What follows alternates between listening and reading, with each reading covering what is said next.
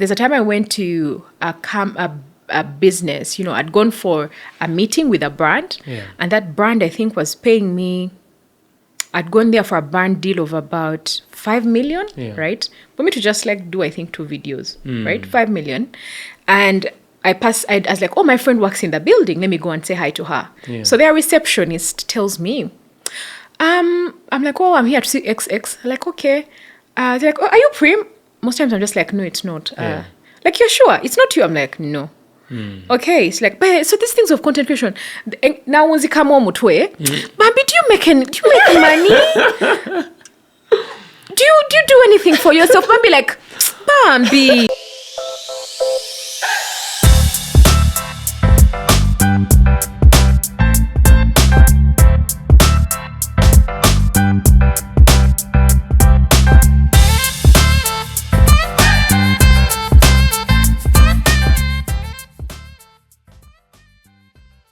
Awesome. How are you? I'm okay. How are you? I'm good.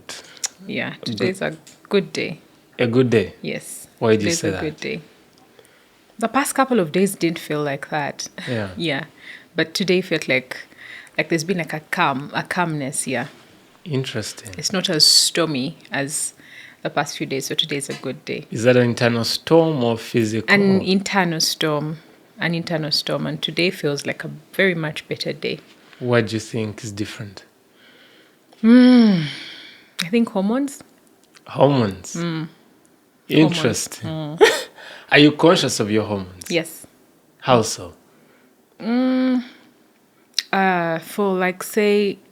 women, most times I really track my period. Yeah. Yeah, it's really, you'd be very shocked what that can do, what ovulation can do, what your period can do. Yeah. You find yourself shouting at people, you find yourself just agitated, you just feel like there's something going on. You can't put a hand to it, but you just feel like something is in there doing scratching at you, and you can't put, a finger to it. So sometimes when I look at my calendar, if I'm going to work, I'll tell my colleague that please remind me. If you see me going off, please remind me. I'm going through this. Please hold me and tell me. Wow.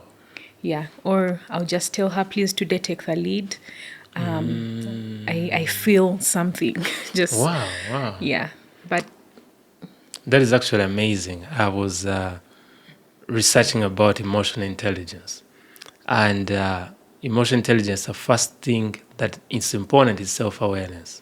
Yeah. Yes, to be aware of your emotions. Yeah. So to actually hear that you have awareness of them, that's quite remarkable. Thank you. But then the next part is self-regulation. Yes. Which is where you're talking about telling your friend, help me here, take the lead here. Yes. If you see me going off, that's quite powerful. Thank you. Wow. That sort of ties in with my thoughts of Prim. We've never met, right? No. And yet I feel we've met in some shape or form. And I think for me, the meeting was, you've shared my post on Instagram on your status for a number of times. Yeah. You shared something I wrote about my son. You shared about our book. And I heard there was a mention of me recently. Yes. And in those moments, one of the things that came to mind was to share someone else's work. You see, people can appreciate something, but sharing is another level, right? Okay. And some people may have a reservation. Now, to find someone else has a big following to also share, right? And when I saw that, I was like, this lady has a good heart. I don't know how, but I felt she had a good heart, right? Thank you. The sincerity of saying, this person blessed me. Not everyone does that. But out of curiosity, have you had someone say that? I said out of curiosity, when my wife always tells me I say out of curiosity. So I'll try to reduce the out. Out of curiosity. Yes, but has anyone talked about your heart before? Yeah. I've had it. But for you, it's also hard for you to align the two, what you know yourself to be and what someone else says about you. So for them to intersect, for them to meet, most times that's hard. And I think, I don't know if you go through this, but we are our biggest critics. Most times the self-criticism is, you'll be like, oh, he said I'm a great person, but then he's like, oh, you're a good person, you have a good heart, but you're like, but then there's something like, yeah, but you did this. Yeah. But you did this, so you're not a good person. You did this. That's actually, I find that interesting because I was thinking to myself recently that there are two things about a person. There's the heart and then there's the mind, right? Now, the heart is our essence. We don't have much control over, right? And the mind is where we change things, right? Yeah. And the journey of life is more of a journey of us trying to discover who we are. Yeah. And there's a risk sometimes.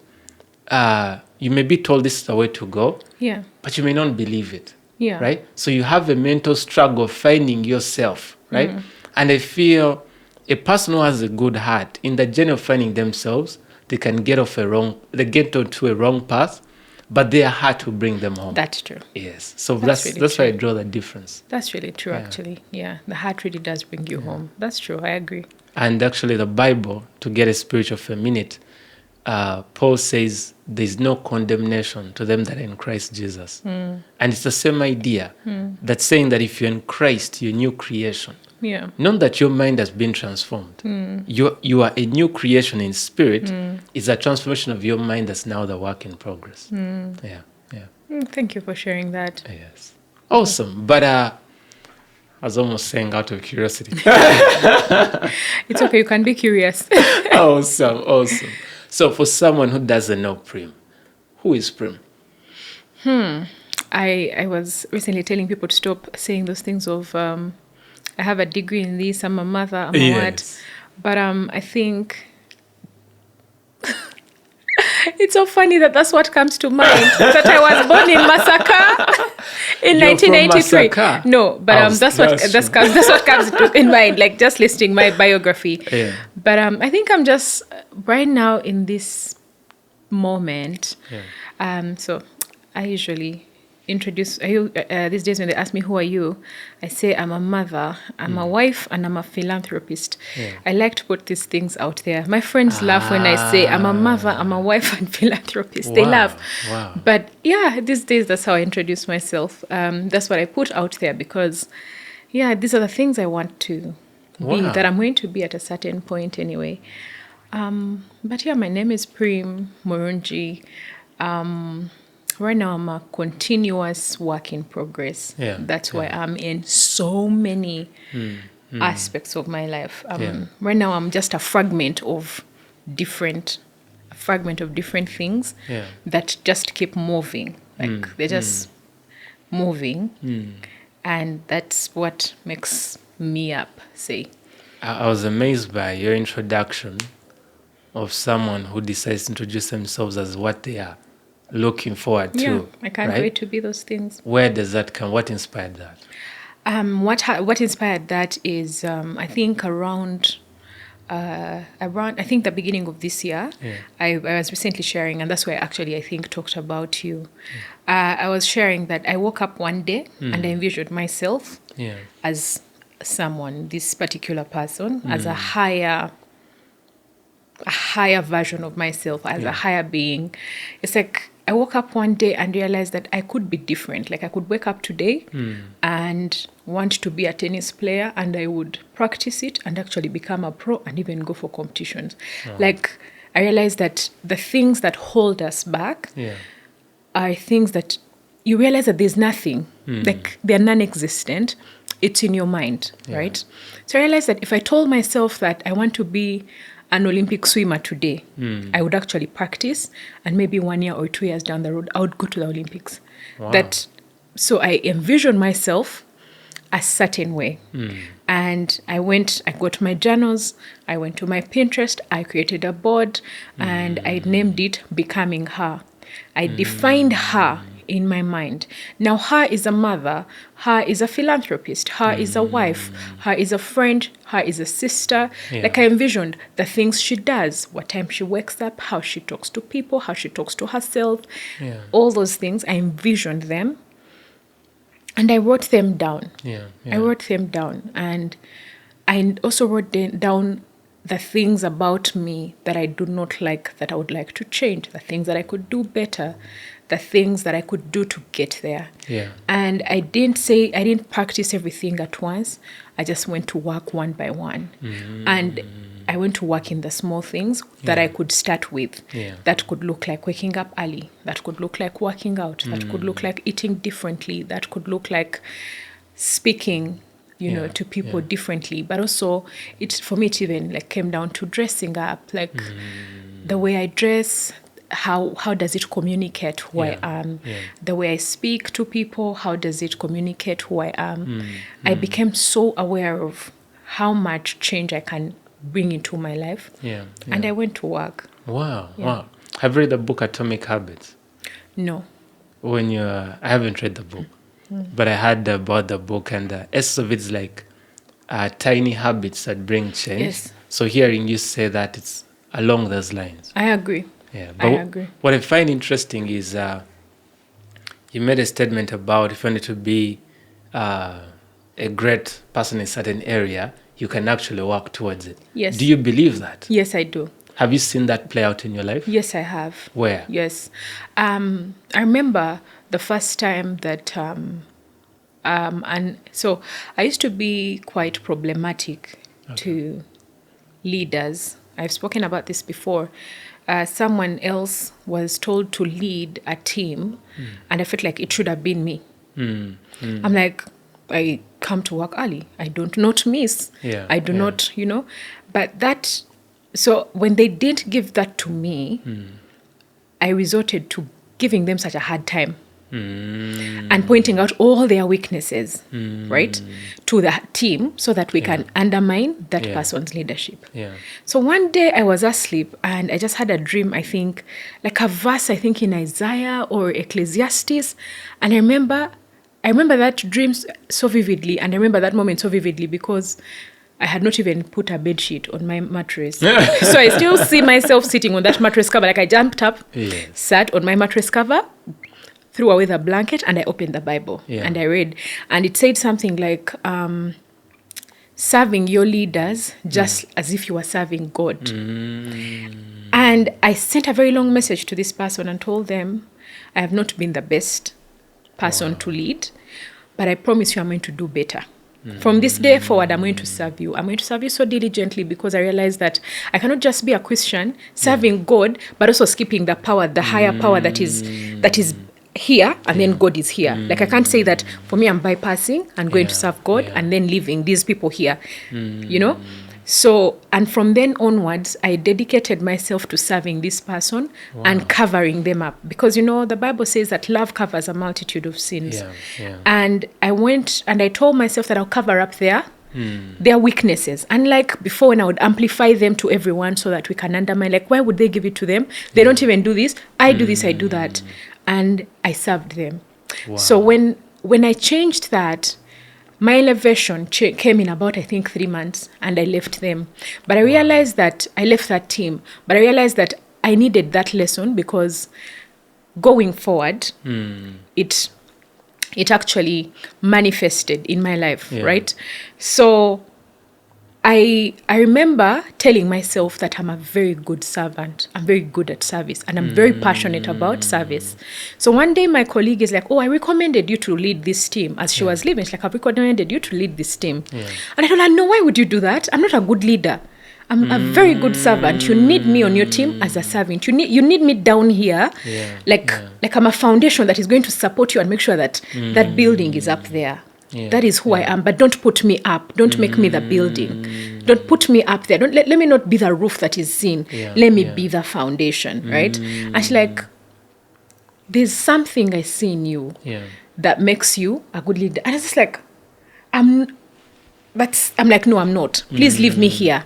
I will serve. I'm very good at team player. Like I'll tell people, let's do this so that we can make this person shine. Let's do this so that this person, we can make their job easy. So then she's like, no, let me put you there. So she puts me there, and the first days are so hard, and I would have like 20-minute bathroom breaks to go and cry to God and be like, why would you do this to me? Why would you do this to me? Blah, blah, blah. But now in a few years down the road, I saw that for you to actually lead, you need to be a good servant. That leadership is service. Yes. Leadership in every aspect or form, be it as a husband, be it as a wife, be it as a mother or father, be it as a president, be it as a church leader. Yeah. You're lying to yourself if you sit there and think that you've been told to swing around your chair. You've been called to serve. Wow. So when you say that you're a good servant, it means that when you're being a good leader, are you good at service? Are you serving the people below you, the people next to you, and the people above you? Wow, that's actually powerful. I met a certain gentleman, I think it was called Hans, who's the CEO of Vivo Energy, and I once asked him, "Sir, how would you describe leadership?" And he said, "Leadership is about helping people achieve their fullest potential." Yes. And it blew my mind. Yes. I was like, he made leadership sound as though the leader is serving the people. Yes. And it was quite a mind-altering perspective. Yeah. Right? So to hear you bring it out, and this is quite fascinating, the place you wanted, the way to it was down here. Yes. So it's not strange that God wanted to get you there. Yes. But the way was down here. Yes. So if you're not willing to humble yourself, you'll not get there. You would actually not get there. If you're not, I don't think that if you're not willing to serve, by the way, that's why I think the Bible says that all leadership, all authority comes from God. That's true. So are you willing to serve? Because you're a servant, even if you are the owner of the company, you are serving these people. And that's why it's important for organizations to be able to sit down their employees and say, how can we help you improve yourself? How can we help you to achieve your fullest potential? What service does is that it brings loyalty. As a CEO of a company, as a leader of any organization, as a leader of home, if you're asking, your wife, how can I best empower you? You start a business for her. She says, I want to start a business. You support it. You start the business and support it. This woman will always feel like, you find her, these are the wives you find saying, for me, my husband, that man has loved me. That man has done this and that. She will serve because you're like, how can I empower you? Even with employees, like, okay, there's this scholarship. Can we improve your education? Can we? So they also, you'll find that the employees are also looking for constantly ways to, how can I improve this organization that has also served me? And actually, that's fascinating. I was mentored by a certain gentleman, and a number of times we go out for, say, tea. We had a tradition of tea and cake. And while at the restaurant, quite often he would put in sugar for me and pour tea into my cup, right? And I picked it from him that sometimes I do the same, right? So it is that place in life where you're not trying to be the one on top. I think sometimes there's a temptation of people trying to be on the top that they forget to serve. Yeah. And Jesus says something remarkable. The greatest in my kingdom is a servant. Yeah. Right? But as you're talking, I hear you make mention of God quite a great deal. Yeah. Right? What does God mean to you? That's a question one has ever asked me. I've never been thought about it. Like, I think for the longest time, it felt like God was like a higher power. Yeah. Like a higher power, like there's someone there, out there. Yeah. And until one day someone was telling me about like the Holy Spirit. Because most times we're just saying, in Jesus' name, I've prayed, as you're praying to the Father, but there's someone there, the Holy Spirit. So when I was learning about the Holy Spirit, and someone was telling me that, what we call the conscience, or my heart told me, or, and I was just like, I remember this is like in my adult life, like say 2 years ago, that I was like, oh, by the way, the Holy Spirit is also there. Like we keep forgetting the Holy Spirit. And then like knowing that God is the Spirit as well. For me now is actually the Holy Spirit is what for me bridged the gap between the higher power that I thought God was and me. Made more personal. It made it more personal because it feels like, because with the Holy Spirit, I feel like that one is here. And so when God says he's also the Spirit, that feels like now God is here. So it changed the way I felt like for me to pray, I needed to find a place and go and pray and be in a room. And, that changed and it became a conversation. I would probably have a podcast with God. Like now I'll be in my car saying, there's this thing that God, there's this thing that I told you about. Anyway, I'm going to show it to you. And I'll open my phone, knowing that obviously God knows what is in my phone, but I'll open it and be like, you see now I need to pay for this. I need to cover this. And I don't know what you're going to do for me, but you need to take care of this bill and this bill.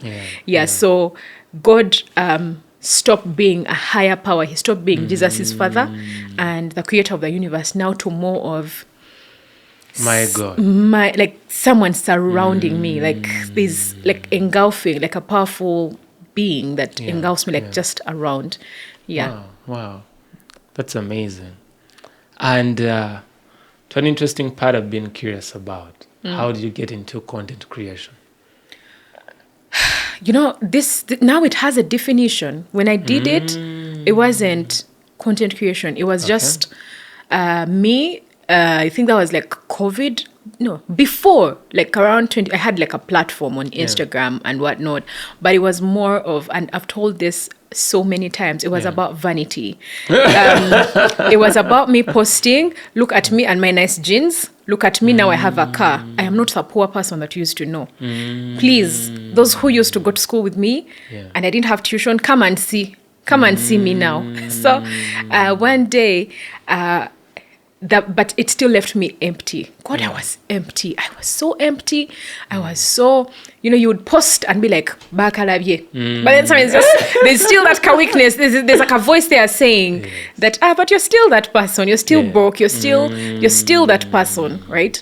So one day, I was going for fellowship at Fanero on Thursday, and I had like a moment. During worship, and I decided I'm going to close my pages because I don't want to be this person anymore. It hasn't brought me the fulfillment that I thought it would. That now people are going to respect you. Now people are going to see that, hey, do you remember that chick? Now she's... It hadn't done those things. I still feel so empty. So I went to church saying, I'm going to close this thing. So as I was speaking, mumbling to myself, like, I'm going to close these platforms. I don't need them anymore. What are they for? And God says that, no, I can actually use these platforms. I'm going to use you. And it was such a very personal moment because I could even tell when it ended, because I kept looking around. I'm like, did you experience what just happened? And I see that it was just like a personal moment. And I remember telling God, me, I don't want to do these things. And he's like, but I'm going to use you. And I'm like, okay, if you do, make sure you give me the money for data. Make sure you just come. I'm like, okay, this is what I'm going to do for you. I'll give you my body. And you use it, but me, as me, I'm not going to be in your things. And make sure that you take care of me. Make sure that everything pertaining to that platform you provide. If I need a microphone, you will buy it. If I need anything, a phone, you're going to buy it. I am not buying for you a phone. You will do that on your own. And God is just like, and I'm like, okay, then you'll also tell me what to say because I'm not saying my own things. Me, as me, the things I've been saying my own things, which are the things that are vain. They've not brought me happiness. So, okay, I'm lending you my body, but you do everything yourself. God is like, cool. So I could tell. There's a picture in my mind that my pictures of vanity. If you go back to my Instagram page and scroll, there's a picture I'm standing at a gate. I'm just like, we were living in a bad house. Now look at us at a gate in front of apartments. Is this you? Is this you? So I could remember those pictures.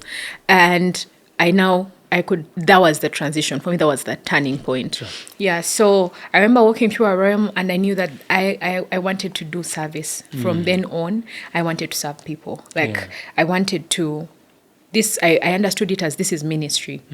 So the things that I wanted to talk about, that was my way of ministering. And I used to go to church and Apostle Grace would pray for ministers in the church and I would bend down.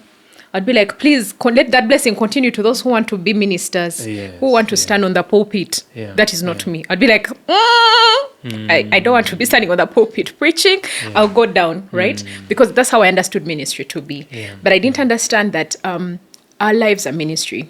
Because recently, our lives are ministry. Someone told me that sometimes, like as a Christian, you are the version of God that someone knows. So how you carry yourself, that's what will tell them about Christianity, that's what will tell them about God. There are people who will be curious, like, why are you kind? Why do you have a good heart? And then you'll be like, oh, God, what. And that's how maybe that person will find Christ. That's how they'll receive God. Yeah. So I didn't know. I thought that ministry meant standing on a pulpit and preaching. But I didn't understand that our lives, or like the way we live our lives every day, is our version of preaching the gospel. Yeah, so that's when I realized that, oh, this is ministry. There's so many times someone will be like, Prim, post for me this. And to tell you the truth, I do not want to post it because I'm not who's going to deal with the interaction and now carry it back to you. It's a lot of work. And then God is just like, kind reminder. The Holy Spirit is just like, kind reminder, Prim, this is not about you. This is about... It's about another person. Yeah. And that's why I keep saying that for me, my platform is just meant to impact one person. Every day when I talk about something, I'm just trying to impact one person. If there's like 100 people who feel like, oh, this changed my life, well, good for you. Yeah. But I only set out to impact one person. So that person varies on different days, on different topics. Someone today picks up and they're like, this was about me. Today, this touched me. Another one is like, it's always one person. Wow. Allow me to backtrack a bit. This period of time where you're posting vanity, what do you think you're struggling with? Definitely low self-esteem. Yeah. And we normally think that low self-esteem is about body. Like it's just about body. When someone says I have low self-esteem, people think it's just manifesting in like, oh, you think you're fat, or you think you're short, you think you're not light-skinned, you think you're, we think about like the physical things, but we don't see how self-esteem manifests in every part of our lives. Yeah. You'll find that at work, you miss so many opportunities because you cannot speak up for yourself, because you are, you find that you treat people a certain way because it's your insecurities. So it manifests in every aspect of our life. So it was for me the thing of this is who I used to be. This is who I am. So no matter, like, it's how you see someone could be so rich in physical wealth, material wealth, but it never takes away the person who they really were, like the poor person that was working, and you're always scared that people imposter syndrome. You're always scared that even with this money, people are not respecting me. You're like, if you're uneducated but you're wealthy, you'll be like, let me employ the educated and make them suffer. You speak them to a certain way, right? But because of it's how you see yourself. It's just how you see yourself. So what I struggled with was how I saw myself. And I realized that people didn't see me differently. Not back then, not now. Yeah. It's me. What's most important is how I see myself. Everyone else is going to receive who I see myself as. That's who I'm going to present to the world, and that's who they will receive. Yeah. So it's like the world is open like this, and they're like, which version do you want to give us today? Yeah. Do you still see yourself like this? Because I could post all these things, but I just had to reconcile myself with myself, not with anyone. And that was internal. It had nothing to do with the physical. Yeah. But out of curiosity, was there something in the physical that may have contributed to your self-esteem struggle at a certain point? Was it maybe family background? Was it journey? Definitely. Yeah. But they shouldn't have done that. You understand? Like, I can't say that, because we grew up so poor. We grew up so poor. Can you talk about it? Yeah, we grew up so poor.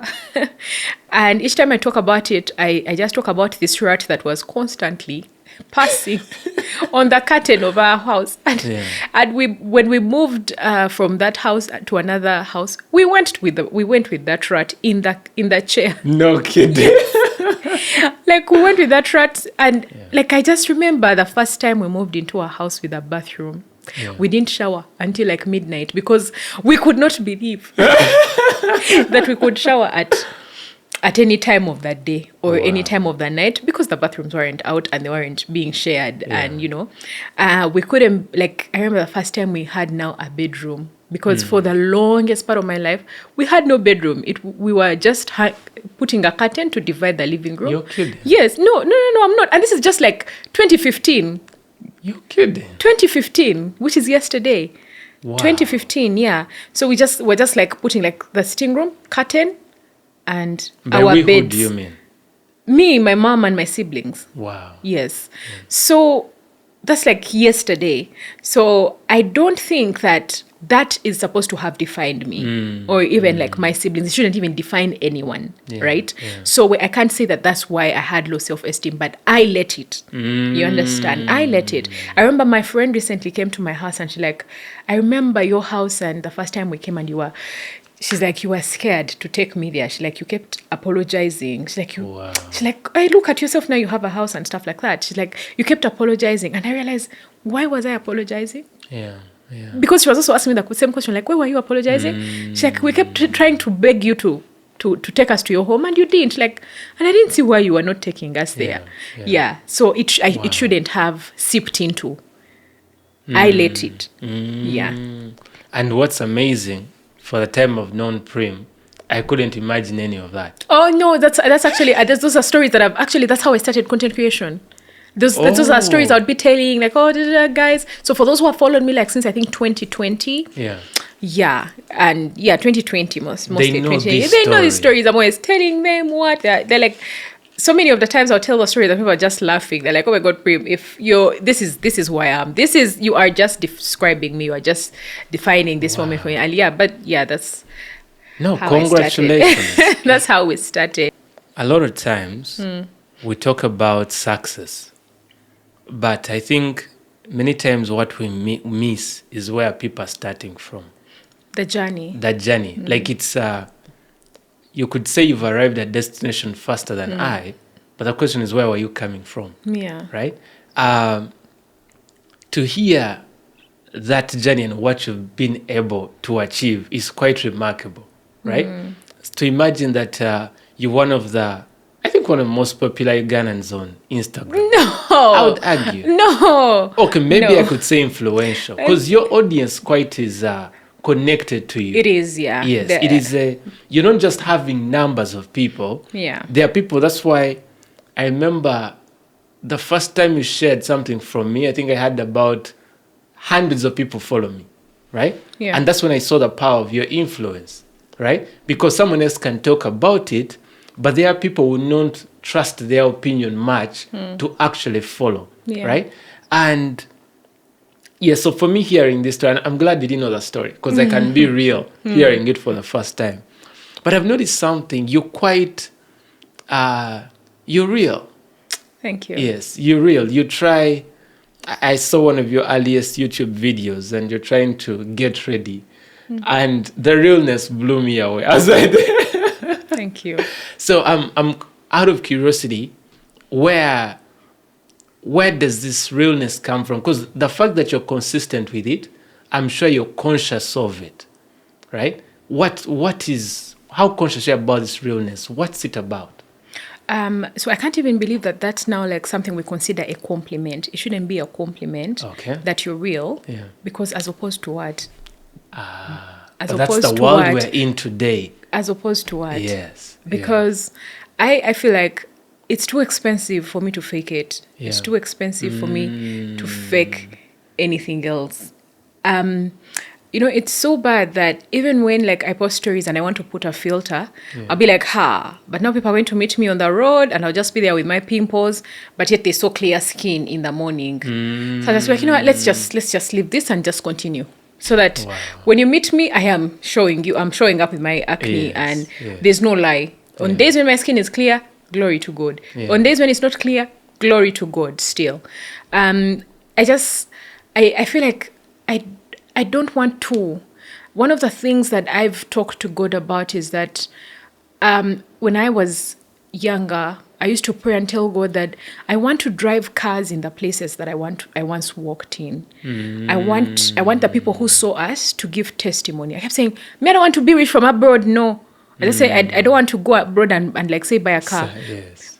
I want to drive a car here because I want to pass by the border stage there where Benon knows me, and I still do. The border guys there, I want Benon to say, oh, you want to they were here and here, and like I want God's testimonies. I'm not going to hide them under the table because I've heard people say, so how come you come and share with us things like, oh guys, now I have a new phone. Why do you come and tell us these things? And I'm like, because I'm going to hide God's blessings in my life. Like, I'm not going to hide those testimonies under the table because you know that song of Onjagadde mu Lwatu? Yeah, Onjagadde mu Lwatu. Yeah. Like, I'm not, like, there's a time I was doing, I did like a funny reel where I was just like, people are telling me to tint my car. But I'm like, did poverty tint me? Did it? I am not tinting that car. I am not putting tint because, I remember I just bought a car. My windows were always constantly down, like almost waving, like banange, mwebale, like chairman. Yeah. But anyway, all jokes aside, I just feel like it's expensive for me not to be real because this is the reality that I live. I struggle as a human being, so I will talk about these struggles. Wow. There's something I want to know. I want to know what is the experience of when you went and bought that first car, and maybe I imagine you had to get your mom to sit in it. What was that experience like? Do you know actually how I got my first car? No. I've been blessed by like friendships. For me, it's something that I had not thought of, right? Yeah. But then I was in a circle. A friend of mine had a circle with her family members, right? Yeah. And they were like, you know what, Prim, let us add you to the circle. Yeah. So she adds me. So it was their family and me. Yeah. And to this day, I tell her that thing. And we would save money and then give someone money. Yeah. Save and give someone money. So I remember they gave me 11 million. Yeah. At the end of the year, they gave me 11 million. Yeah. And her brother actually took me to the bond. I told him I want to buy a car. Took me to the bond. And he knew a Pakistani and bargained for me. Yeah. And then I told him I'll be able, I think it was 20 million, I'll be bringing the balance. Yeah. So he's like, give us like a moderate time to pay the balance because he knew the guy. So they gave him a moderate time. But I remember when I brought it home, my mom and I could not sleep because it was the rainy season and the alarm would go off. But also we were not sure that we would find it downstairs. But just know would take turns to guard that car. At night, we're in the window. When I sleep, my mom wakes up to make sure that it's... I think we did it for for 3 weeks. Oh, wow. Trying to look and make sure, I couldn't believe that I would find that car downstairs, that they wouldn't steal it. Yeah. But the most interesting thing that I've now learned about physical things is the confidence in God that he's going to take care of the things that he has given us. The blessing of the Lord maketh rich and it adds no sorrow. That now my car will be out there. There's a time I slept at my boyfriend's place back then, and my car was parked just right behind his. And a thief came, stripped his entire car, broke in even, took the radio and everything. I remember when I saw his, the first thing was run to mine because it was a Spacio and they're marketable for thieves. That's true. Nothing. My car was untouched. Wow. The side mirrors had even been left out, but the person didn't break them. Yeah. So I remember thinking, this doesn't make sense. Yeah. His car was more different. Like the spare parts are not wanted like that. Yeah. Mine, Spacio spare parts are wanted on high demand. Yes. They left it. Wow. And it reminded me that when I bought my first car, I paid tithe. I tithed for it, and I kept telling God that you will protect it. Yeah. And that's something that I keep telling people about tithe. Yeah. I've tithed for everything you see in my life has been tithed for. Like, be it this dress. Like, before I buy this, the money remains to buy a dress, I've tithed, right? Wow. So I keep standing in tithe and telling God that these things are for you. You've given me these things and you will take care of them. Yeah. And when something, that attachment that I had to physical things before, the whole, I need to protect this, I need to take care of it, that has since gone away. Yeah. So now it's just, I need, say, a new car. Okay, I'll need a new car in 2028. Let me save for it. Let me see where it's going to come from, which car is that, but I'll not be feeling like... Yeah. Wow. That's an amazing story. Thank you. And on this journey of being online and creating content, how did you build the know-how? Did it just come, or you just freestyling it? Did you try to find knowledge? Because even just knowing which camera do you use, how do you do these things? What was your journey of figuring it out? I think I failed through it. Because like I told God, you're going to figure this thing out. You're going to do it. So yeah, for me, I would wake up every day and just show up. I would wake up and show up with whatever camera I had, with what like my phone. Yeah. Then along the way, when I wanted to branch into YouTube, I bought a camera. But then I've quickly realized that I shouldn't. I didn't need that camera. You get. So I'm like, oh, do I want to pursue YouTube like this? It's exhausting. I am not able to do it. So the camera is somewhere in my bedroom. Just, but also YouTube really helped a lot. When I was now like learning to edit, YouTube helped a lot. I would there's a page called Think Media. There's also another guy. There's another guy whose name I've forgotten, who had really good beginner videos that I would just go to check how to edit with a phone, how to do this and that, how to do. So I just like the other things that I polished up along the way, I got from YouTube. But before that, I was winging it. Okay. To this day, I've been winging it. Is there any skill in how you create your videos today? Lately, I do care about how maybe they appear because that's why I told you that now it became content creation. Like now it has become a job and I realized that I have to professionalize. So I'll just get a videographer. Let's say when I'm going to shoot a reel, like now when I was like shooting some content for a brand, I'll get a videographer to do the work. I'll just tell them this is the concept, what, but this is the concept, shoot it like this and that. And that's it. But mostly, nah. And are you making money from it? Yeah. You can finish that a lot. I'm making good money out of it, How do people make money? Out of content creation. Now, for some countries, for example, you find like YouTube is paying them. Like YouTube pays, right? But and Instagram doesn't pay, but I know that I think it pays in some countries. It pays creators to make content. I know that TikTok also does the same thing. They have a creator fund. Yes, I think TikTok also does that. But for me, mine is from brand collaborations. Brand collaborations. A brand reaching out. How much would you charge for this and that? And I'm like, okay, so this is how much I charge. That's how I do it. Take me in a bit. How far can you take me? Imagine you want to help me make a monetize. Lot as well. So before, to be very honest, I wasn't making that much money before. Mostly because I didn't even understand the impact. I was also scared of asking for this money.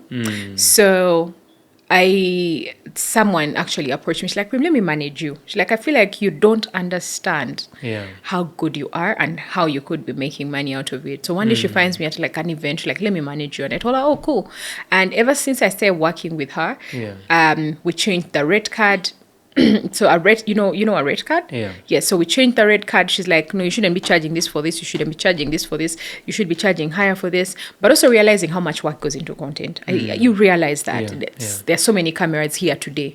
We're looking at about 4 cameras. So expensive. You're renting a space. You're buying internet data. You are buying equipment. Then you as a creator. So I say factoring in those things. Transport that brought me here. When someone says you have to appear for an event, I'm like, okay, how much do I charge for that? So I changed my rate card to now, like, I think close to about $4,000 a month. $4,000 per month. Per month of content, like of content. Yeah, $4,000. What do you mean $4,000 per month? Like, say, when I talk to a brand, so I have like different rate cards. I have one for like, I've not yet created one for small businesses. I intend to, but for like now big brands. So if a brand approached me and said, we want to, let's say, push this, we have a campaign. And so for me, a campaign means that there's let's say reels. There are times I will be doing reels. There's a times I'll be doing stories. There are times I'll be doing Instagram lives. There are times I'll be doing videos. You get. So I just bundle everything up to like, I'll be like, okay, are you able to give me, I think like 12 to 15 million. I need to check my phone, but 12 to 15 million. They're about, like I think 12. I'm about $4,000. That's a monthly? On a month, like a month for a big brand. A month, a big brand. And the thing is, I've had like a brand or two pay that. Yeah, like they'll be like, oh yeah, we actually do recognize what you do, so here is the money. So I realized that, it's me who was selling myself short. Sometimes they'll be like, oh, this is too expensive. And I'm like, okay, let's talk. How much do you have? They're like, okay, I think we can raise, let's say, 8 million for a month. What can you do for us in 8 million? And I'm like, okay, I can do this, I can do that, I can do that. Yeah. Is that okay? Because one thing I keep telling, one thing that I tell brands, sometimes they're like, that's too much money. For what? And I'm like, when I carry your brand, I carry it passionately. I don't have us through things. I carry it passionately. I will sell this thing. No, it's not even about selling, but like I'll communicate your vision. So that's why I ask brands, what is this campaign trying to get? What are you trying to get? Are you getting sales? Are you getting brand awareness? Are you educating? And sometimes we're like, oh, no, we are just educating. And I'm like, oh, say no more. So do you see why I'm charging this? I'll be like, I'm charging this. These are my statistics. I'll show you, like those Instagram statistics are insights. This is my reach. There are some organizations that want to reach women. I'm like, you see, most of my audience, like 90% are women. The people consuming, 90% are women. And sometimes brands think that what you're going to teach is, I'm going to say, this is how this is the pad, or this is the contraception tip they are selling. No, my mom is a primary teacher, and I'm those people who like to go back to like the smallest things of, okay, now we are starting with A, E, O, U. You get, I'm like, I'm going to teach. If you want to push brand awareness, I'm going to teach. I'm not going to just say, use this. No, I'm going to teach. I'm going to go into creativity. Like, I'm going to write down things that I want to communicate with your brand. And most times when a campaign wraps up, the brand will be like, because I like to over-deliver. I tell myself, I'll charge you for this, but I'll deliver because I'd like you to recommend me to another person. I'd like you to talk about me in rooms that I'm not in. So I want you to also be like, wow, we are glad that we worked with this person. Wow. And if a brand comes to Prim, what is the differentiation Prim has? How different Prim from another influencer?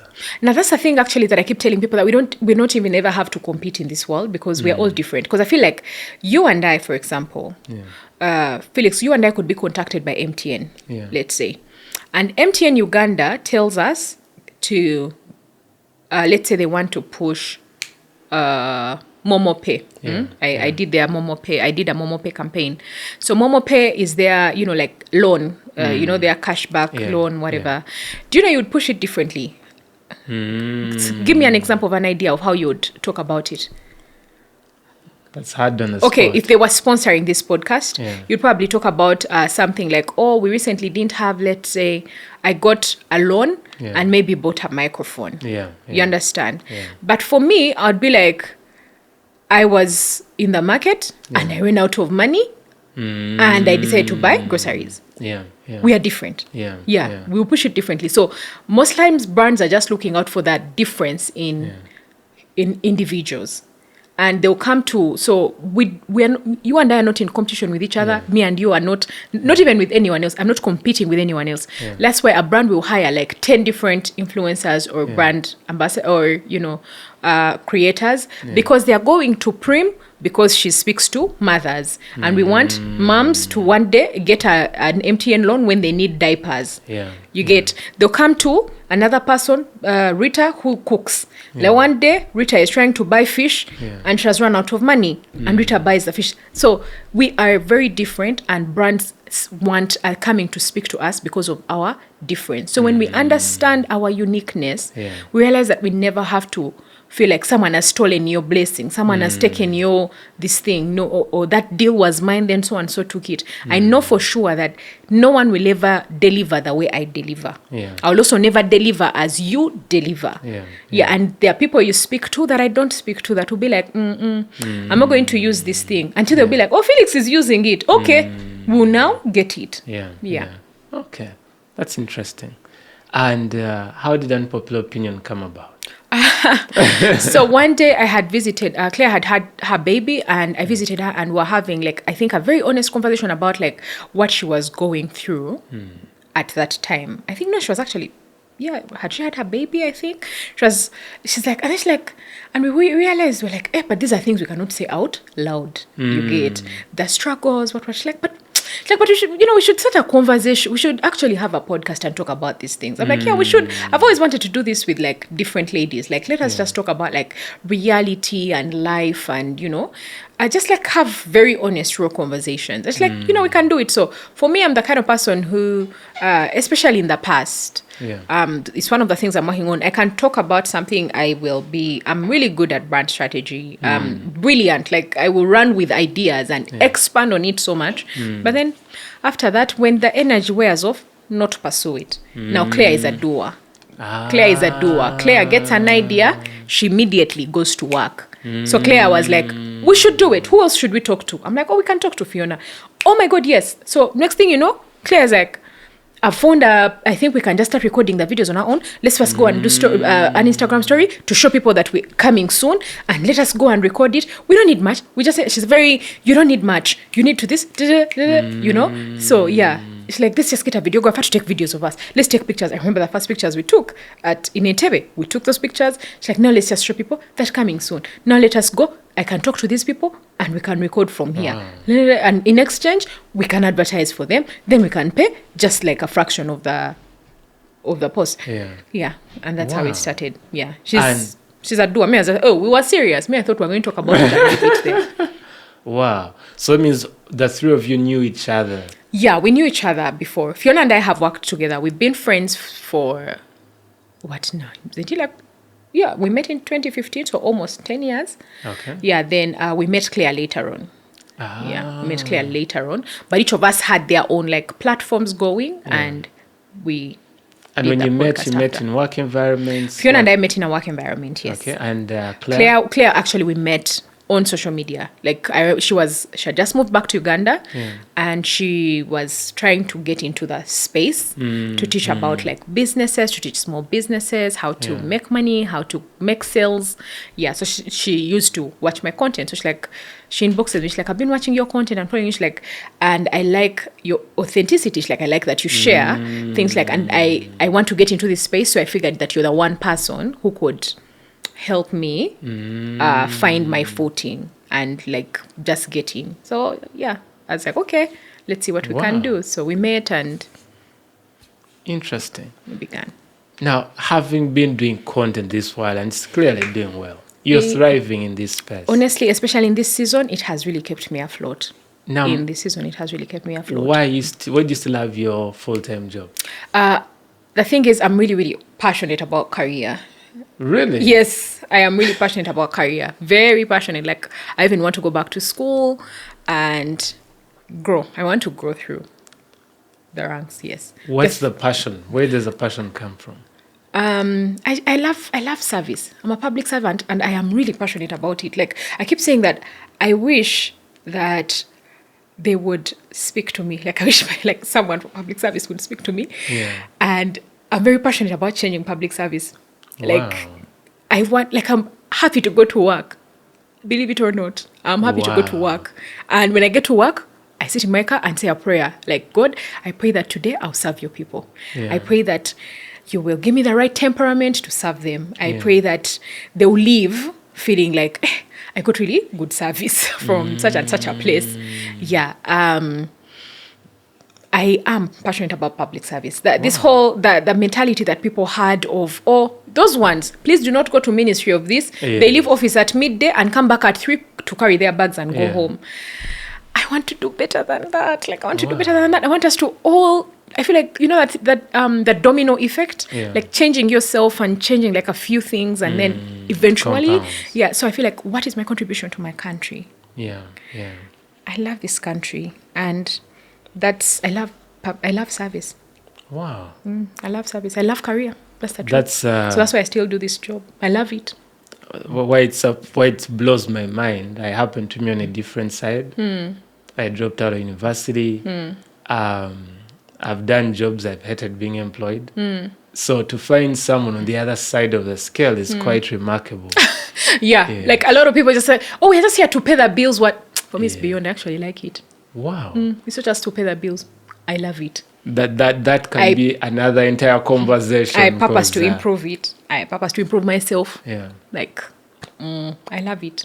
Wow. If you look at yourself in content creation? What does the future look like for you? Actually, I at first, now let me tell you something. Content creation made me feel like, and again, this was just my insecurity. Yeah. I would feel like I'm a failure because people mock content creators. Oh. Like, those ones of welcome to my YouTube channel. Those ones who just come and, because honestly, people are just like, they do nothing. You understand? So I used to block my family, block my workmates, like let them not know that I am these things, that I come here, Nyonyozi. Yeah. It used to embarrass me. I would go to, we had an event where I met, like a friend of ours was hosting us at her home, and I met my peers, people that are in my age, that I went to school with, class and stuff. Yeah. And seeing them with like their wives. And I'm like, these people must be telling their wives, do not be like her. Do not be like that chick, the one who goes on the internet and talks about, let's say, sex, and talks about this and that. Like that chick who talks about topics just openly. Don't be like her. Yeah. And then the women will be like, oh, hi, Prim, nice to meet you. But I remember sitting in a corner because I felt like these people must judge me. And most times, like, I would meet people and like, these people must be talking about me. But they are not talking about me. They're not. It's in my head, right? So I used to feel like a failure because of doing that. I used to feel like it embarrasses me.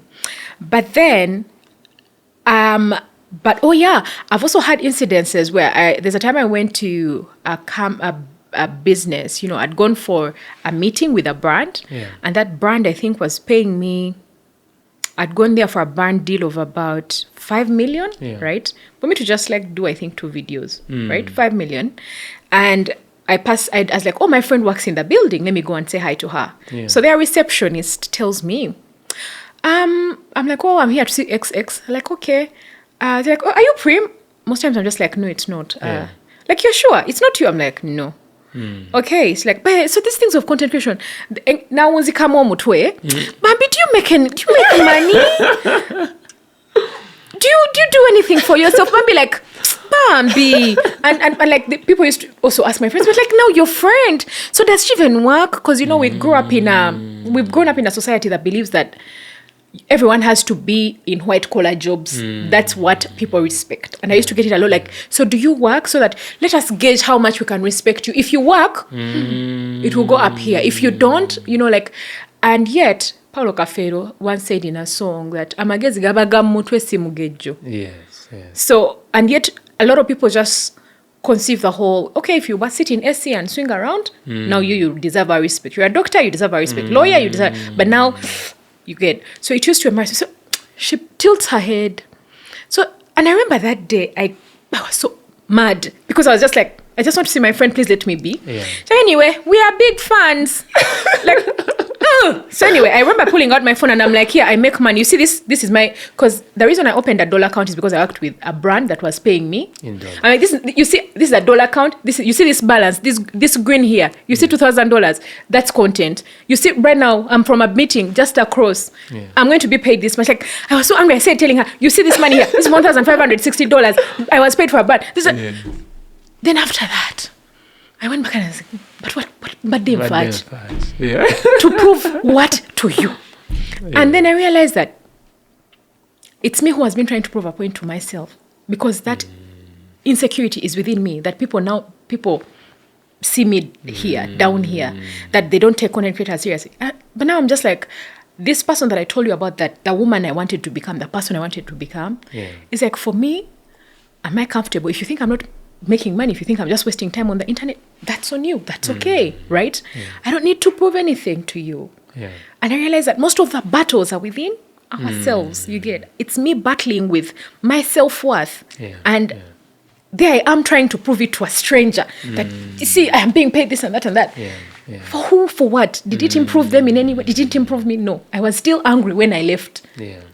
So for me, it's just how it felt like content creation was a reduction. But now I'm just like, no, it has brought so much exposure to me, Felix. True.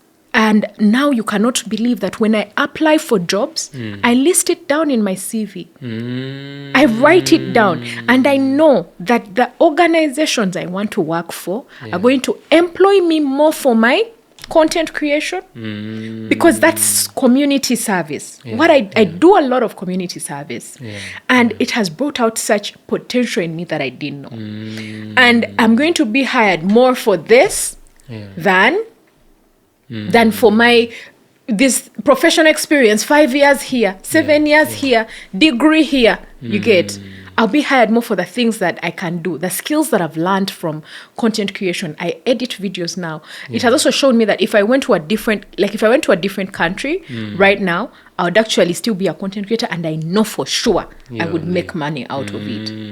In a place where they're like, your qualifications or your education of Uganda doesn't count. You have to go back and study. I know that for sure. The one skill that I have that is international, that I can take anywhere, is the skill that I present on social media. It has improved me in ways, but it has also really connected me to people in so many ways that I would never have done had I stayed in my kakun, had I kept the shame that holds me back of, don't say this, don't come online, tewe swaza, because people are just like, now these two, the Kitakas who are talking about marriage, why are you talking about these things openly? Why don't you go inside? Those are like, why are you telling us these things? Why are you advising? Why are you speaking up? You get, because you're like, Papa Netwe as two marital people. There are people who have been married for 30 years. They must be saying, and there's a lot of our society is a lot of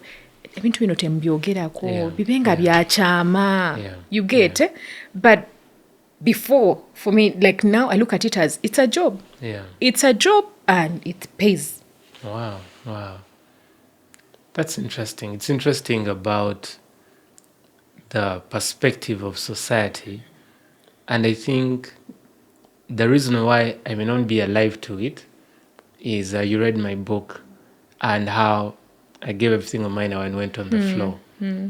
And for 6 months, I was sleeping on the floor. And I think the reason I went there was an attempt to die to self.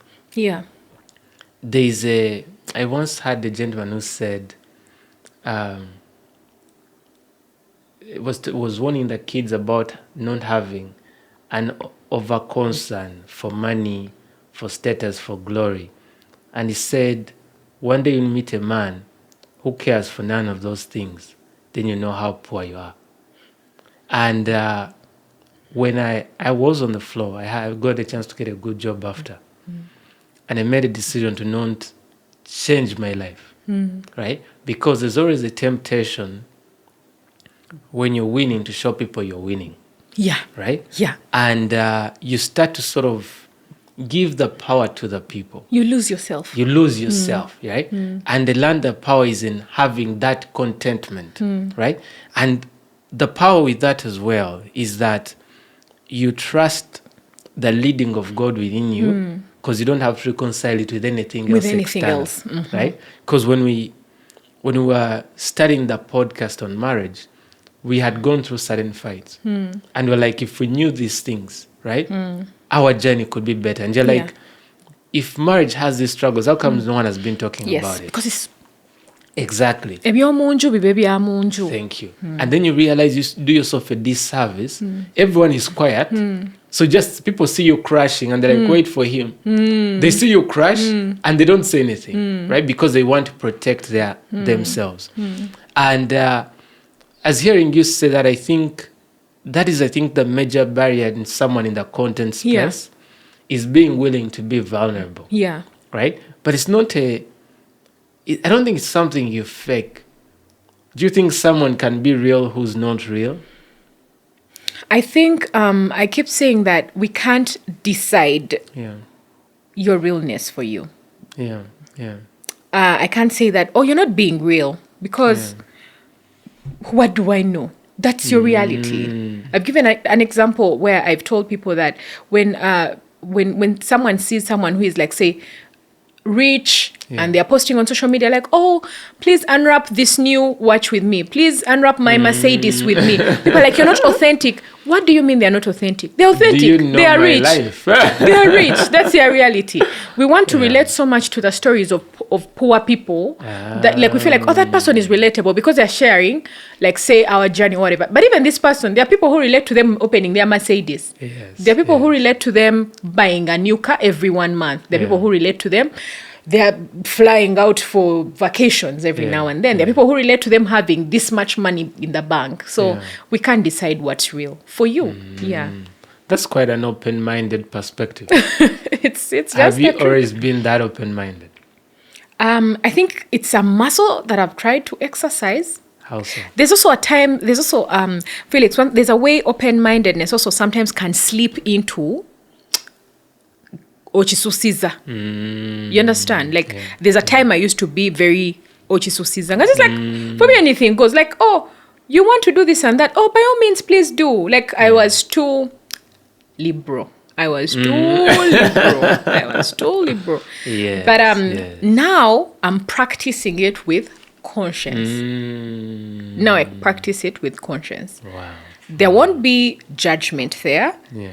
But I'll also sit you down and be like, have you thought of doing this differently? Like, if, when I see things, like now I will speak up. I don't like being the kind of person who leaves things to, you know what, let everyone do what they want. Now I'll be like, here is some, have you thought of this? So now, at least you have this information, so decide how you want to continue. But at least we've given you this. Yeah, so now I practice it with a bit of conscience. Okay. That's interesting. And out of curiosity, I noticed you used to do a lot of mini skirts or long sleeves. And I felt when I talked to her, I'll ask to educate me on the inside behind the short skirt or the long slit. What's the idea? I'm just going to say chikurume because because it wasn't you living in those short skirts. But anyway, when I was picking out this dress today, I picked it thinking of the people that I'm going to meet. And these days when I'm choosing my clothes, I consciously think of what do I want to communicate. But I've also recently been telling, on this journey of change, I went on it with a friend of mine. And I've noticed that the world now yields to me.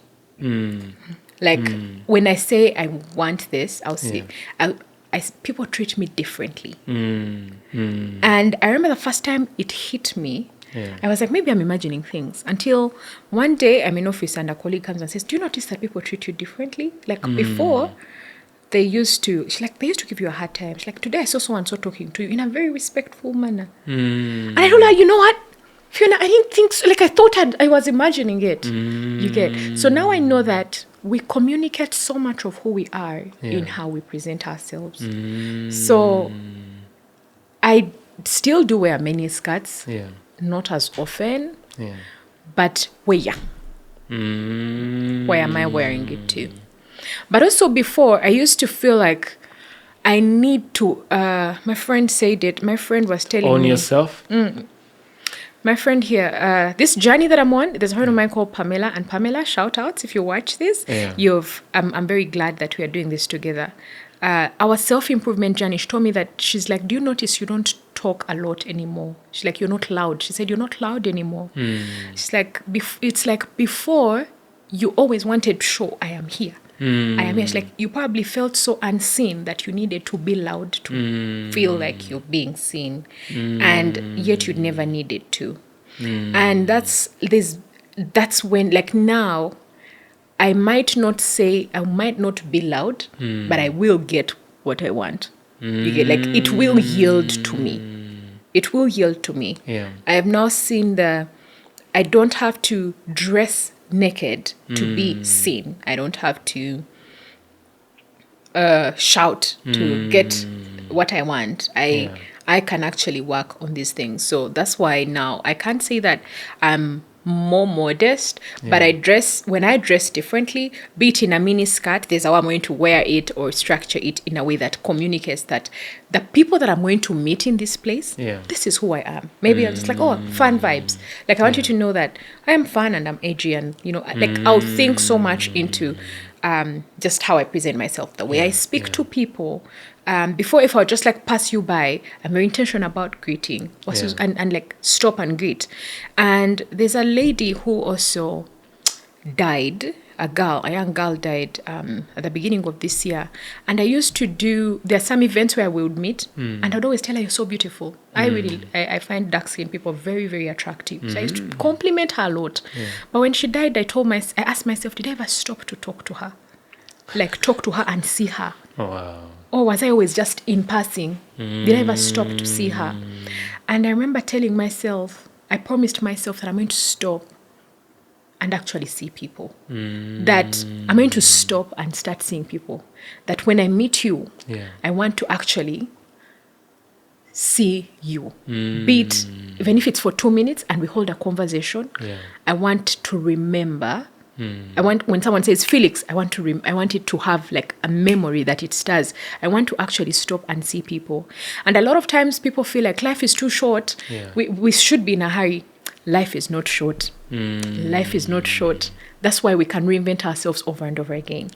And I've come back to the same platforms where I said certain things and said that now, look, I've changed my mind. I've changed my mind. This is who I am. I've come back to the same platforms where I used to be in my panty and bra. And I'm like, now I cannot come here like this. I don't want to come here like this. And so for you to say, so if you're to say that, that chick used to tell us to do this and that, I have changed. I have now changed. This is not what I'm saying.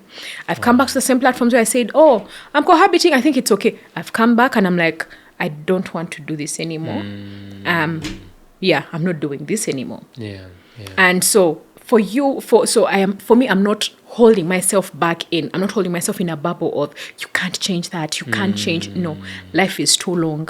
And if I died today at 33, let no one say that, Bambi, she was so young, she lived a very short life. I didn't. I've lived a long, fulfilled life. Today, in this moment, I've lived a very long, fulfilled life. If I die at 80, I'll have lived a long, fulfilled life because I've allowed myself to reinvent myself. I've allowed myself to change. I've allowed myself to say that this doesn't serve me anymore. It once did, it doesn't. And now I'm changing it. I've not been held back by, I have to stay here. You see, now I've already started this course. I cannot change it. No. Wow. And for me, I believe that the fact that we can change ourselves is what makes life long. So how I dress, how I carry myself, these are things that I am reinventing. And that's why at the beginning, when you said, who is Prim, I told you I'm a fragment of so many things. I'm a work in progress. Yes. Wow. A friend of mine always likes to say, the evidence of life is growth. And I think what you're speaking to is that you're growing. And I think, and that's the challenge about life, is some people, isn't it strange that people may glorify the one who's consistent, not knowing the person who's consistent is one who's not growing. Because if you are a child, as you were yesterday, when you become an adult, there's a change that happens. Definitely. If you're still the same person your birthdays knew you were, there's something wrong. Wow. Someone recently left a comment on our YouTube channel and said, Prim is no longer authentic. And I was just like, that's because I'm not the Prim you used to know. That's not who I am anymore. That's not what authenticity is not what I used to say. It's who I am. It's who I am now. It's who I am. It's who I become in different seasons. And I'm a human being. I'm a seasonal being. I'll be a different person in different seasons. That's why I told you that realness and authenticity, you can't decide that for me. That's true. That's you can't. True. And there's a piece I want to tap in. I know you love fashion. A lot. Right? A lot, yeah. I love to dress well. Okay. And one of the things that fascinates me about things is understanding the craft into doing things, right? From your learnings and different things, if you were to advise a lady on how to dress well, are there some best practices you can share? What approach do you take to dress well? Like I said, I'm a teacher, and I would go back to the basics. Start by brushing your teeth. start by showering and Yeah. cleaning yourself. Start by showering intentionally. Like Felix, Intentionally. Yes. Felix, I've stopped doing things absent-mindedly. You know, like recently I visited a friend, and when I was leaving, I was like, okay, let me remove my phone from silence. She's like, why did you put it in silence? I'm like, because I had come to see you. I'm like, I had come to see you and I wanted to remember this conversation. I wanted to talk to you and see how your face lights up about your new baby. I wanted to see you as a mom. She had a baby. Yeah. She's like, wow, I'd never thought of that. So these days when I meet people, I put my phone on silent and talk to you. Yeah. So when I go to the bathroom, I don't go there to and then I run out. No, I want you to know that whatever if you told me, like, if I have to be here at 10, trust me, I woke up at 5:30. Wow. So that I can give myself time to actually be present in the bathroom. There are times that I'll find my mind wandering in all sorts of directions, but there are also times I'll find myself praying in the bathroom. So when I go to the gym, I used to, like, the first time, have my phone there watching so that I can watch a podcast as I... But then I was like, but I work out in a place that's just next to the lake. I'll listen to how my legs move. I will listen to how my stomach grumbles. I'll listen to, let me be just present. Attentive, let me be present. So when you go to shower, and recently I was talking about it, when you're going to dress up, don't just pull out something, push time backwards, okay? Instead of panicking, push time backwards. If you've been waking up at 6, just say, now let me wake up at 5. Yeah, because for me, that's what I do. I just push time back so that it gives me time to, because I work at a place where we wear a uniform every day. So I know that I'm going to wear a white shirt today, and I'm going to wear a bottom and black shoes. But I still wake up and shower. Because for me, I am setting my pace for the day. And I want to get there earlier so that it allows me to breathe in and out. Because when I just come and throw my bag and now we start the chaos, that's how I'm going to be the whole day. I'm going to be chaotic the whole day. Saying things like, Oba where's my lip gloss? Oba, where did I put my bag? Please help me call my phone. Such things like... Because you're not present.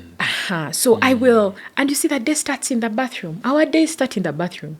Whether you shower from your veranda or outside. Your day starts, even if it's the veranda, because most times you're hurrying so that the daylight doesn't catch you. Now you go at 4:30 when it's still dark to the corner of that house. Ne bafu yo.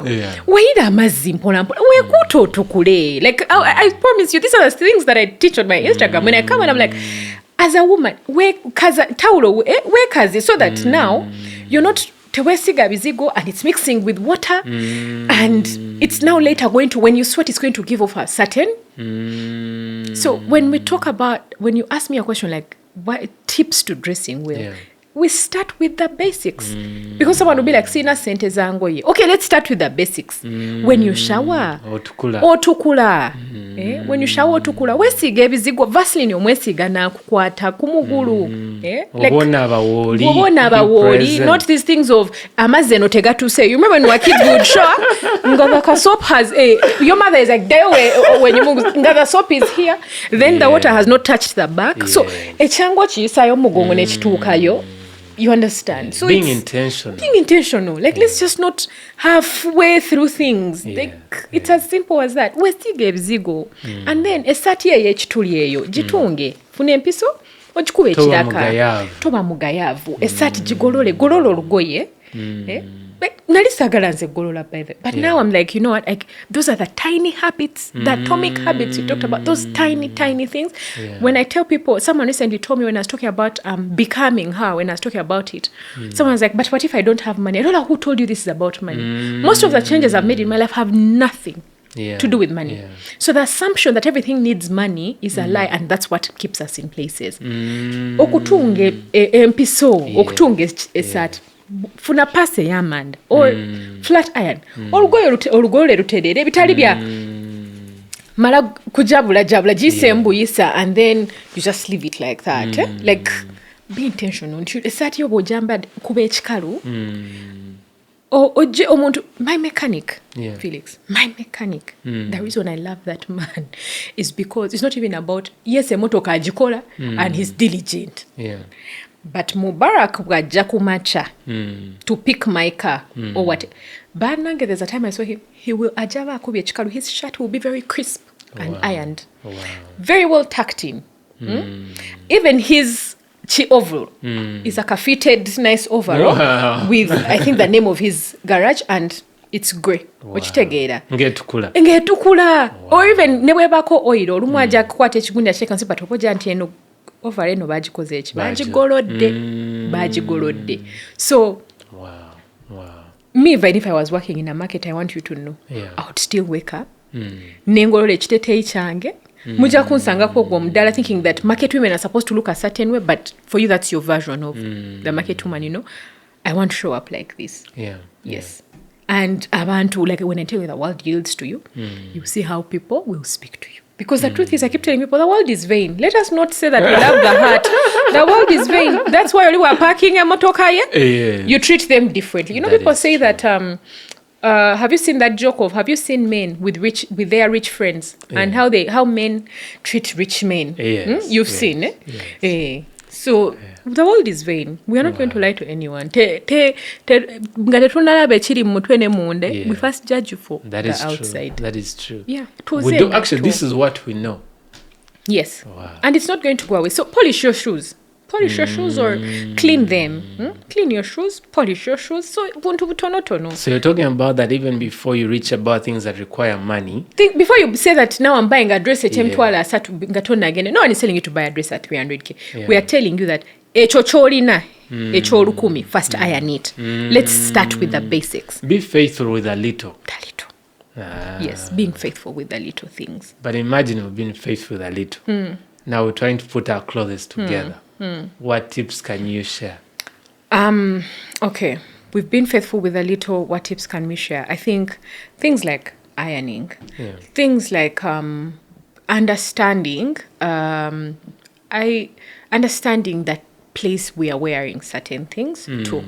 And I keep saying this, that as a creative, I once showed up to a brand meeting in a kundi show, in a crop top, and damaged jeans, and I did not get that brand deal. And then insider told me, Prim, you were dressed like this and that. And yet me, I thought, as in, I'm a creator. You know, creators, for us, we are as if opposite of office. We are dressing how we want. For you, when the brand came to meeting, they know that I was a creator.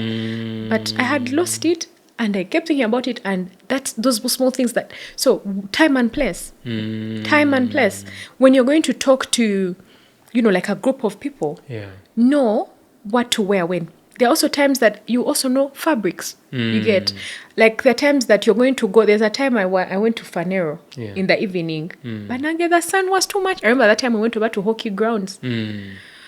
I was in some, it can't have been leather, but like PU, some quality. Don't you think that when I stood up, I left the legging on the chair, the plastic? The legging has melted. Wow. The legging had melted. So as I was there worshiping Christ, I am sure that anytime now people are going to see thighs, because in the heat, the legging was melting.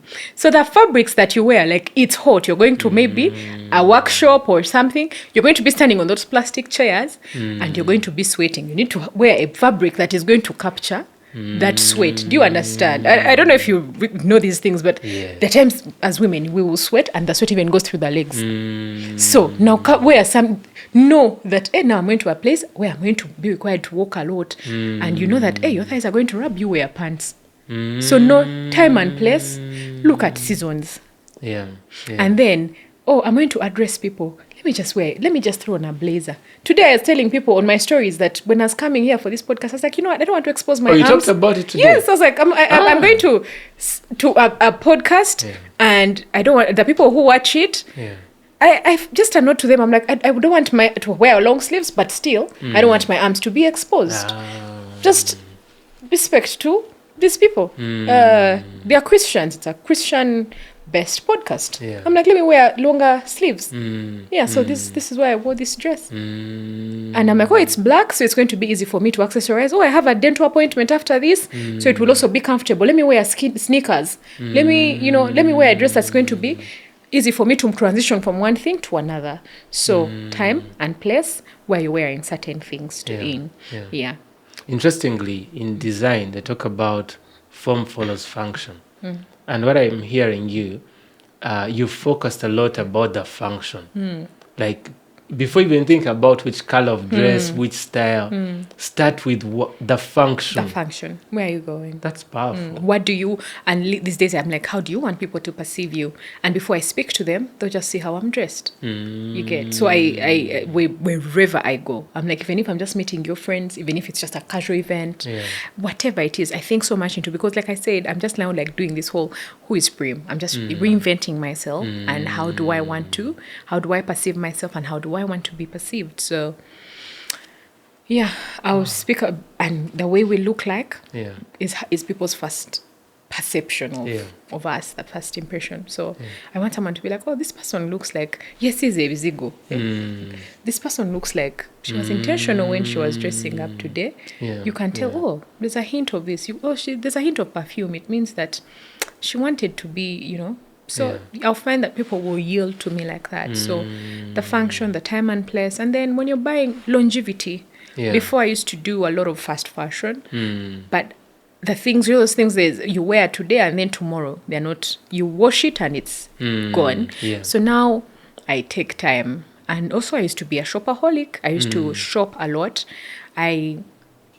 Not anymore. I was recently sharing that I was doing that, I think, to numb something in me. I don't know what it is, but I was doing it to numb something in me. I was always buying. But now I think of longevity. When I buy, I will first read about the fabrics of that dress, what, the content. Okay, is it polyester? Is it cotton? And I'm, because I want to wear it for long. And I told myself that in my 30s, one of the things I'm doing is I'm going to invest in quality pieces. So if I would rather buy one bag for maybe 2 years. Within 2 years, I'm just having that one bag, but I will invest in that bag. And I will also take care of it. I don't just, before I would just like leave, like pile, how we get like clothes and put them there? No. These days when I finish my pants, if they are black pants, I'm like, black fades quickly, I will remove it and I will fold it. When I remove my PJs, I fold them neatly and tuck them under my pillow so that they're able to serve me for longer. I care about how I wash my clothes with detergent, which detergent is soft for this. What am I hand washing and putting in the shade? So longevity, when you're also buying clothes, look at longevity. Let your money serve you for longer. And how does it serve you for longer? You also take care of the things that you buy. Wow. You keep them well. My takeaway from what you said about fashion is the intentionality. From the very beginning, be intentional. So it's not that, it's not even money. No. It's not that no good things. Just be intentional. Because it doesn't need rocket science to know if I'm going to a particular place, this outfit may not be right. Right? Okay. And as we bring this to a close, if there's a young lady or a young man out there that wants to get into content creation right now, and you have to give them the game plan, what would you tell them? I would just really tell them to start where they are. I know that a lot of people feel like, because I've had people say, I want to start, but you see, me, I don't have those nice phones. I don't have good quality pictures. But I feel like that's beautiful. That's the beauty about the journey. That's why I never went back to delete my old videos or old posts. I feel like when someone is starting, I want you to go back to the beginning and see how I started and know that, it's actually okay. It's okay to start here. So I start where you are. Don't wait for the cameras. Don't wait for for an iPhone 16 or whatever series. Start where you are. If you have a Huawei or Techno, let people laugh, but you just come and post. Just come and post, and the world wants to hear what you have to say. We are waiting to hear it. And I know sometimes it feels like the market is circulated. Now what new thing am I going to say? And there are marriage podcasts, but you're doing this. They are there. But there's so much. But imagine the things that you used to post. For me, they impacted me so much that I was like, this entire relationship is gone. Goodbye to you, friend. We'll meet in another life. It's so... but yet I'd seen other people talk about it. And I remember when you and I had a conversation on that, I told you the same thing, that there's a way it always felt like judgment coming from someone else. It felt like they are saying it in a condescending way until you did. Was it the marriage bait part 34? I don't remember that It's number. part 34. I know that the part is 34. I don't know if it's the woman's bait. Yeah, but it was part 34. And it hit home. You probably just wrote those words one day thinking, you're probably just journaling. These are the things you feel. It's for you, it's your journal. You're writing it. But for me, it impacted me like that. So the world wants to hear what you have to say and know the market is not saturated. Like, come out. Like, there's a uniqueness to you that is not on anyone else. So say what you have to say. And say it with the conscience that you can always change your mind later. You can come back and say, oh, in the beginning I used to say this. Now I've changed my mind. Yeah. Wow. Just start where you are. That's powerful. I always give my guests a chance to ask me one question as well before we close. Do you have a question for me? Do you ever feel like your views are very harsh? My views? Yes. That's a good one. Yes.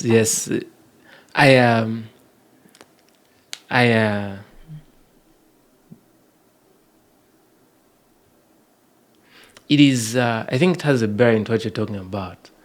The moment in my life I learned to be intentional about life. But also I had to learn to not care much about people. Not in a negative way. It's don't care about what they think about me. I'm not trying to be liked. I care if I won't offend them. Like I won't abuse people because I don't care. But, and one of the things I learned in life is I have a passion for people who have a disadvantaged background, where they may feel they're not capable of certain things. So a lot of my life has been about trying to do my best to beat the odds that may be against me, right? And what I came to learn is about being intentional about life, right? So when you find my life has nothing that is just for, there's no, let me just be me. That's a word I use a lot. Not being for. I don't have that.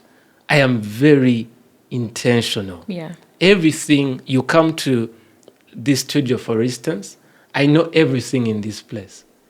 I know why the curtain behind you is black. I know why the light is hitting your hair. I know why the microphone is where it is. I am very intentional about my life. And I think there's something about a person like that who is so particular about things, and he speaks about them. And the reason why I actually speak about them is because people have become silent out of the fear they may not like me. Yes. So you may find... They may not agree. Look at that article I wrote on cohabitation. It was an easy one to write, right? And when I was writing it, I felt for someone cohabiting and how it may make them feel terrible. But it was from a good heart. But it was a good heart saying, I'll speak the truth. So my measure of self is, am I speaking the truth? Am I convicted of the truth I'm sharing? Whether you like me, that's secondary. But is the words I'm saying, can they really bless you if you consider them? So yeah, I think in that regard, I may be harsh, but it's not intentional, right? I'm just trying to be real, right? If I see,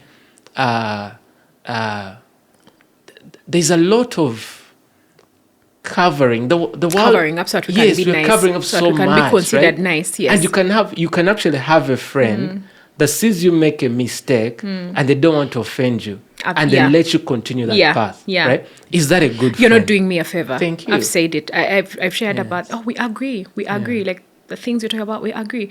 I've talked about this thing where I bring my child to you during the holidays. No muleka neyebaka. You wake yours up and you teach them the basics of life. You teach them that when you wake up, you clean your room, you lay your bed. Then you're like, you know what? I don't want Prim's child to say that I made them suffer. Then you leave them. For me, I've told my friends and relatives that if your child comes to my house, they're going to learn the basic things. They'll come probably and tell you that you suffered, but it's because my aunt did that to me. I have an aunt who raised us, and I thank God for her. Because when I was younger, it felt like, nga, we are suffering. But you see, she wasn't doing it to just us. Her kids, everyone around the village knew that she was tough. And I recently told her that I would like to thank you, Murwatu, and tell you while you're still alive that whatever I am today, you did that. Wow. And I have my mother, but a mom sometimes might be soft. Oh, let me not make her suffer. Let me not, you're telling a child to do these basic things, but it feels like, oh, maybe I'm burdening them. My aunt, whatever I am today, she taught us hard work. Whatever I am today, my aunt taught us that you can earn things, you can change things, she instilled that in me. And I recently had to thank her for that. So this thing where we feel like, let me not be misquoted, people will think I'm not nice. You're not helping this person. Even if it's feedback that you need to give, even if it's negative feedback, the delivery might be the point, might be that what takes this off. But I would like to hear it. We don't even give feedback to businesses. You just walk away. You're like, I no longer buy from Felix. You get? They're like, oh, what did they do? This and that and that. You understand? But you've not given Felix the chance to actually change their business. So when Felix closes tomorrow, I want you to know that you were partly one of the reasons that they did. Maybe if you had given them the chance to improve, let Felix just refuse to improve, but you've actually told them. And I know at first I used to fear that people are going to think, oh, ina kajanja. Because even me, I used to judge people that were like you. I used to feel like this person, you're too self-righteous. People are like, you're too self-righteous. Or you think you're better than anyone. You think you're better than us. It's not that you think this person is better. Most times, it's you. You're actually judging yourself. And you know what's better. You know you can do better. But you're refusing to acknowledge it. Because acknowledging it will actually just be putting a torch in your weakness. Will just be putting a torch in yourself. So what you're saying is actually true. It might be harsh, but if it needs to be hard, if it's something you need to talk about, we need to talk about these things. We really need to have tough conversations. We need to have tough conversations to improve ourselves, to improve the people around us. So someone gives you feedback of, I think you do this and that. There are times I'll be like, fine, it might hurt me in this moment. Because negative feedback is not easy. It might hurt me in this moment. But is it actually true? And if it's true, is it something I can work on? And interestingly, when you say that, the gentleman who mentored me took me to Serena Hotel for the first time. And the first day when Serena were going for a meeting with a certain minister, I think it was a minister that day. But I went for the meeting, I was wearing sandals. I had my nice Clark sandals. I liked the Clarks, but there were sandals. And after the day, he rebuked me for coming to a meeting in sandals. Even I would. It hurt big time. I was a younger guy then. It hurt big time. But I was grateful, right? And never before did I do that, right? And I think I have a character, I think, that likes people who are real with me because they help me grow. And I think even when I'm doing my content, is trying to be real, right? And when you look at this Bible, for instance, the Bible is about truth, and the truth of the Bible is not pleasant. You read the scripture and you're like, are you sure it's not? But most of the times, and one of the things I learned in life, there's a part of ourselves. Take something like pride, right? When pride is in our hearts, for instance, and some information comes, right? It makes us feel we are not as good as we think. And now we don't like that, right? But the place of humility is where you consider. Yes. There's something I learned from a friend. I keep telling my wife. My friend used to tell me something, he told me about an advert for Volvo. And at the end, they used to not say anything else, just say, consider Volvo. And that for me was a part in life, always consider. And I think it is why I found you remarkable without having known you, because my writings were were quite hot, right? And the period when I wrote those things, what people don't know, I was fasting every single day. And I'd wake up at 5 a.m. to write those things. Some of them, there's some that took me almost 4 hours to write. Every morning for 60 days, right? And I was conscious that these words can bless someone. And I'd ask God, give me a word. And one of the things I purpose, I don't want to do something for me, right? Because someone is trying to create viewership and being liked, you actually are going to say things that will be liked by people, right? But I think seeing you amidst all the intensity may have been with some of them, and still being able to consider them enough to change your life and even tell others about them, that showed the character of someone who there is a mind to see what's within. So I thought that was remarkable of you. Thank you for saying that it is humility when we consider things. Yeah. Pride doesn't let us see. Pride is how dare you.